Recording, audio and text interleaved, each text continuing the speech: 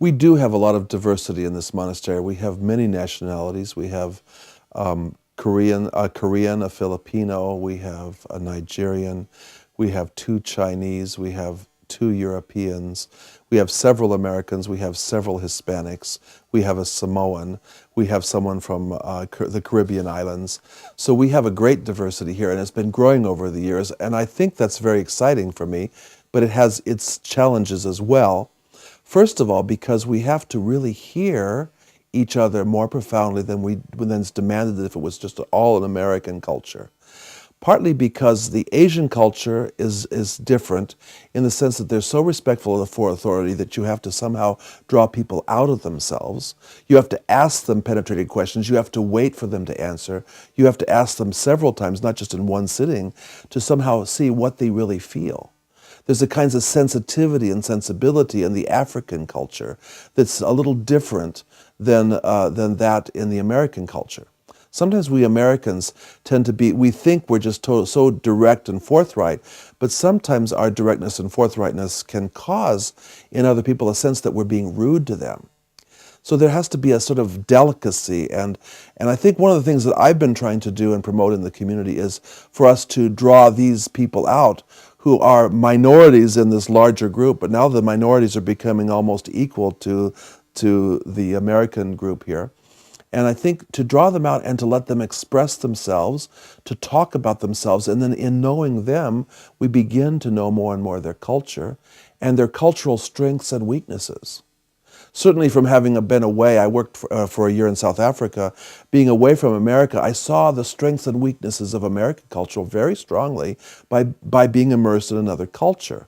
I found it very interesting and very enlivening and very enlightening.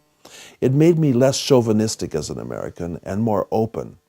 And I think that was 20 years ago, and I was a little more than 20 years ago, and I was in Africa for a year. But it continues to live in me, this interest in what makes other people alive, what motivates them, what drives them. And also to draw out in them, for us as a Christian, we have to let the gospel become, and the rule become, the motivator for us as monks. And so that's our common bond, besides our humanity, is the scriptures, the gospel, and the rule. And so, but each culture will deal with that differently. One of the things that I find a difficulty as a leader is sometimes in some of the more traditional cultures, like the African culture or the Asian culture, the person in authority is somehow so reverenced that there's a kind of reverential fear which does not promote communication. So I have to be very delicate and try to get from that person what they're feeling, what they're experiencing. When there's a conflict in the community, sometimes it's because of culture. And so I have to talk to both and sometimes talk the three together and to see if we can come to a more common understanding. There hasn't been, fortunately, too many bad things happening because of the cultural differences, but occasionally. And so we have to say to each person of any culture, what do you feel? What does this mean to you? Why is this a problem?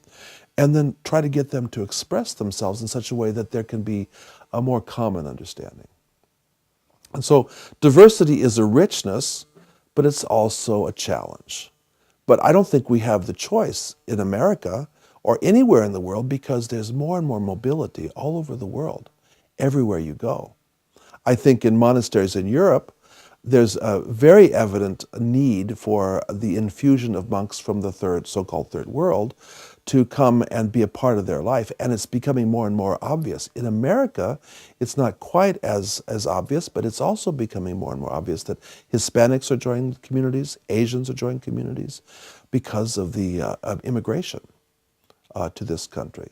People who are religious want religious life or monastic life, and they come. And so I think it's a wonderful challenge, and it promotes unity and diversity. And that's what I enjoyed, unity and diversity.